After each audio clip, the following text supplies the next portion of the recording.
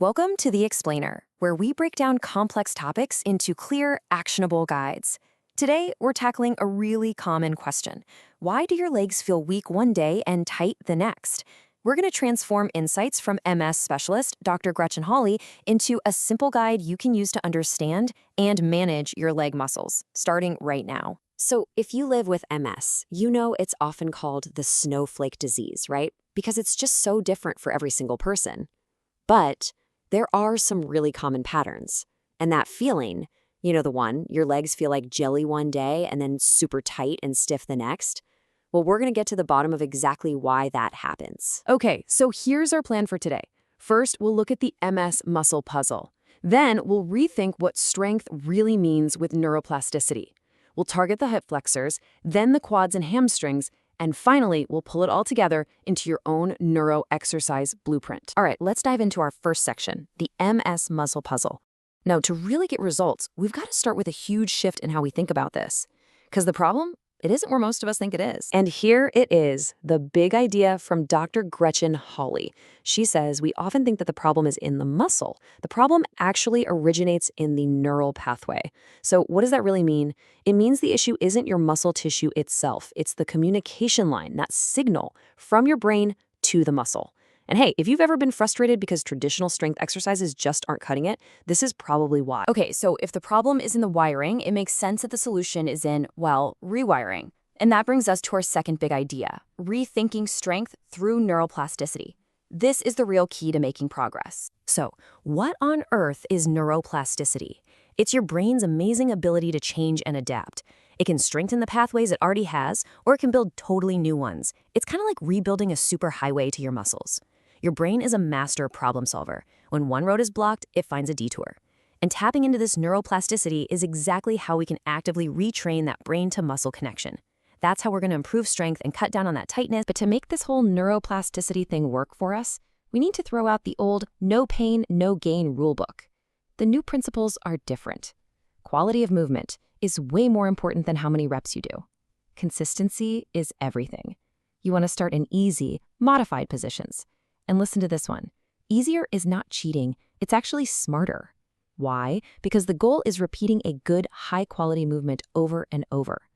Making an exercise easier lets you do more reps correctly, which gives your brain more practice building that new superhighway. It's all about working smarter, not harder. Okay, enough theory. Let's get practical. To see exactly how this works in real life, we're going to zero in on two of the most common problem areas in the legs that MS can affect. All right, target number one, the hip flexors. These are the muscles that lift your leg. They're right on the front of your hips, and they are absolutely crucial for walking, for climbing stairs, shoot, even for just getting into a car. Now, this is super helpful. Think of this as your personal diagnostic tool. Take a look. Do you recognize yourself in that left column? Maybe you're dragging your leg when you walk, or you have to use your arms to lift it. That's a classic sign of weakness. Or does the right column feel more familiar? Leaning forward when you walk, maybe some low back pain, that points to tightness. Getting this right is the critical first step because weak muscles need strengthening and tight muscles need stretching. They're opposite solutions. And here are the solutions. They're actually really simple. If you're dealing with weakness, the exercise is marching. You can do it sitting or standing, just lifting one knee at a time. And remember, quality over quantity. Even a tiny controlled lift counts. Now, if it's tightness, you're going to stretch. This staggered stance stretch is perfect. You just stand with one leg back, tuck your pelvis, and you should feel that gentle stretch in the front of your hip. See? Two simple moves you can literally try right now. Okay, let's move on to our second target area, the quads and hamstrings. These are the engines for your knee movement, right on the front and back of your thigh. They work as a team to control that all-important bending and straightening of your knee. So let's start with the front of the thigh. First up, the quadriceps, or as we all call them, the quads. Their main gig is to straighten your knee and give you stability when you stand up. So how can you tell if your quads are the problem? Well, let's play detective again.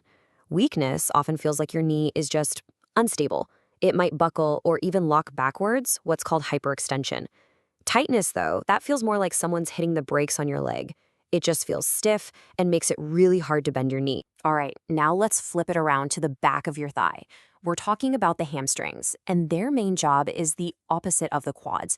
They bend your knee. And here is where things get really interesting and why this is all such a puzzle. Did you notice? Difficulty bending your knee can be caused by weak hamstrings or it can be caused by tight quads. This is exactly why it's so important and so empowering to test your own movements. You have to figure out the real root cause to know what to do about it. So, what are the moves? Here you go. For quad strength, many squats are fantastic. Just hold on to something for support and bend your knees an inch or two. For hamstring strength, try seated hamstring curls.